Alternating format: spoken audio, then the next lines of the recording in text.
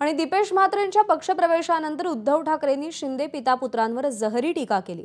त्यांच्या या टीकेवर हिऱ्याच्या पोटी गारगोटी जन्माला आली असं म्हणत मुख्यमंत्री शिंदेंनी उद्धव ठाकरेंवरती जोरदार हल्लाबोल केला।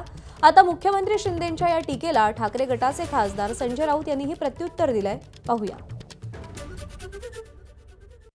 मुख्यमंत्र्यांचं काय त्याला म्हणायचं कार्ट उभं होतच, पण एक लक्षात आणखीन घ्यायला पाहिजे की प्रचंड पैसा ओतला, सगळी यंत्रणा वापरली, साध्या एका शिवसेना कार्यकर्त्याला पाडण्यासाठी देशाच्या पंतप्रधानांना तिकडे यावं लागलं, तरी देखील कल्याणकरांनी म्हणजे हा कल्याणचा मतदारसंघ आहे, कल्याण डोंबिवलीकरांनी जवळपास 4 लाख मतं ही आपल्या भगव्याला दिलेली आहे।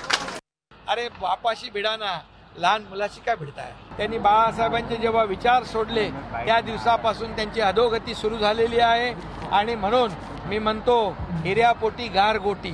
आणि म्हणूनच बाळासाहेब काय होते, बाळासाहेबांकडे दिल्लीपासून देशभरातून लोक यायची, आज दिल्लीच्या गल्लोगल्ली कटोरा घेऊन मला मुख्यमंत्री करा, मला मुख्यमंत्री करा, माझं नाव जाहीर करा। अरे हा केविलवाना, हा सगळा प्रयत्न बाळासाहेब बघून त्यांना किती वेदना होत असतील। शिंदे असं म्हटले आज की हिऱ्याच्या पोटी गारगोटी जन्माला आलेली आहे। बाळासाहेब ठाकरेंना हिरा म्हटले, त्यांनी उद्धव साहेबांना गारगोटी म्हटले। बरं, मग आपण कोण आहात?